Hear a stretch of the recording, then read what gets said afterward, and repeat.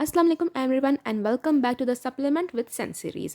आज हम पढ़ने जा रहे हैं लाइपोसोमल आयरन के बारे में, यानी कि एक आयरन की ऐसी फॉर्म जो बहुत ही कम लोग जानते हैं और ये बहुत ही जो है नोवल है। ये क्यों नोवल है और ये बाकी जो आयरन की फॉर्म्स हैं जैसे ferrous gluconate, ferrous sulphate, iron bisglycinate, इन सब से ये मुख्तलिफ कैसे है। तो आइए देखते हैं सबसे पहले ये बनी किस तरह से हुई है ये लाइपोसोम आयरन जो है।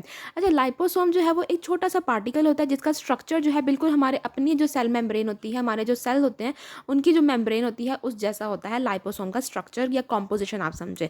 और उसके अंदर आयरन को लोड कर दिया जाता है, जिसकी वजह से इसको जो आम जो आयरन का रास्ता होता है जिसके जरिए वो एब्जॉर्ब होता है, जिसको DMT1 ट्रांसपोर्टर कहा जाता है, उसको ये बाईपास कर जाता है। उससे उसको एब्जॉर्ब होने की जरूरत नहीं पड़ती और ये सिंपली एंडोसाइटोसिस यानी कि आराम से ये जो है सेल्स के साथ फ्यूज होता है और सेल्स के अंदर जो है वो ये लाइपोसोमल आयरन चला जाता है, जिसकी वजह से क्या होता है बहुत ज़्यादा इंटरेक्शन जैसे फाइटेट जो कि हमारे अक्सर हमारे ग्रेन्स में मौजूद होता है, हमारे जो टी के अंदर जो टैनिन्स होते हैं उसके साथ आयरन का इंटरेक्शन होता है, वो इससे बच जाता है।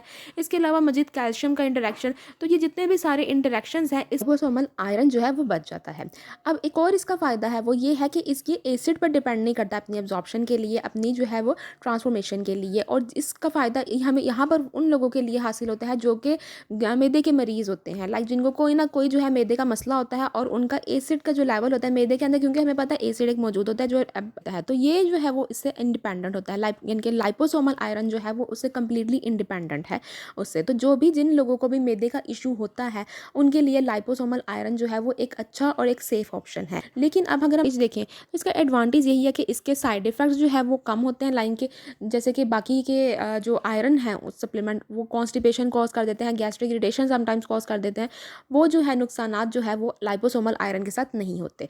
दूसरी बात कि इसके जैसे मैंने आपको बताया इंटरेक्शंस नहीं है, क्योंकि ये उस रास्ते से एब्जॉर्ब होता ही नहीं है जिससे आम आयरन या बाकी के जो मेटल हैं जैसे कैल्शियम, जिंक वगैरह एब्जॉर्ब होते हैं, वहाँ से ये एब्जॉर्ब नहीं होता, ये दूसरे रास्ते से एब्जॉर्ब होता है अपनी नेचर की वजह से।